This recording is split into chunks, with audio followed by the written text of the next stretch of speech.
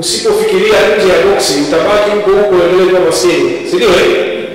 Kwa hiyo mimi waombe, dhamira yetu ni kutangaza chama, na hii chama kwa Mbeya ni kikubwa sana kinazungumzwa. Ndio maana nasema kwa bora ya vyama vya ushirika, lakini kuna haja kubwa ya kutoka nje ya mkoa huu wa Mbeya, na vile vile kuna haja kubwa kisio kinasema chama cha watu wa aina fulani, chama cha kabila fulani, chama cha nini fulani, kiwe chama cha Watanzania.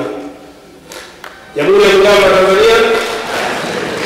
Umesoma historia, walioanzisha wametoka Makete, lakini lengo kubwa ni kujikomboa kwenye umaskini, kuwa na watu wenye uchumi imara, wenye ufanisi katika shughuli zao wanazofanya za uchumi, kijamii, elimu, teknolojia na kila kitu. Na ndio maana tunasema maisha ya sasa, kama wewe usoma, hakikisha watoto wako na kizazi chako kinachokuja wote wapate elimu. Na mimi wapongeze ndugu zangu kutoka mkoa wa Njombe, Iringa, mkoa hii ya Kenya na Juu Kusini.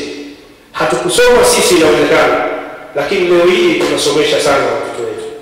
Na mimi niombe Nuru SACCOS tuendelee kufanya hivyo, tukitangaza chama, tuendelee tukafungue matawi kwenye wilaya na mikoa mingine ili kuimarisha chama cha Nuru SACCOS.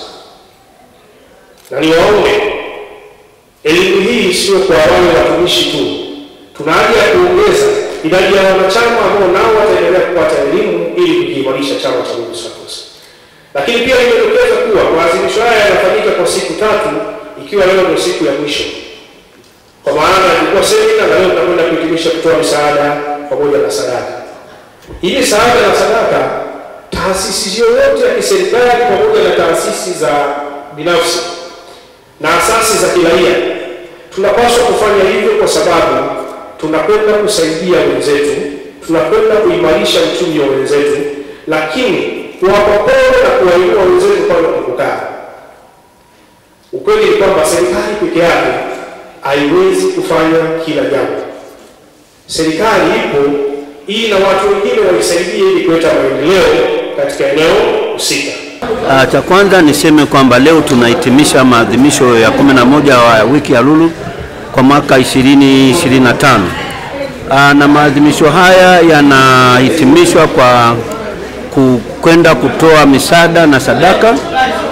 Misaada imeelekezwa kwenye shule ya sekondari ya Sinde ambayo inamilikiwa na serikali. Alafu kuna ofisi ya mtendaji kata ya Ilomba ambako tunapeleka misaada hiyo. Lakini sadaka zimeelekezwa kwenye makundi maalum ambayo kuna vituo 8. Vituo hivyo ni vituo ambavyo vinamilikiwa na makanisa, na kituo kimoja kinamilikiwa na Jumuiya ya Kiislamu Tanzania. Na lengo la kupeleka misaada hiyo au pamoja na sadaka ni kuhakikisha kwamba kama wanaushirika tuna misingi 7 ya ushirika, na msingi wa 7 unatutaka tuijali jamii. Kwa hiyo kile ambacho wanaushirika tumepata, wanaushirika wa chama cha akiba na mikopo Lulu, tunarudisha kwa jamii, na hilo ndo jukumu ambalo tumelifanya leo na tunaenda kulifanya. Lakini kwa jioni tutahitimisha maadhimisho yetu kwa kutoa tuzo kwenye makundi ya wanachama ambao wamefanya vizuri kwenye chama chetu.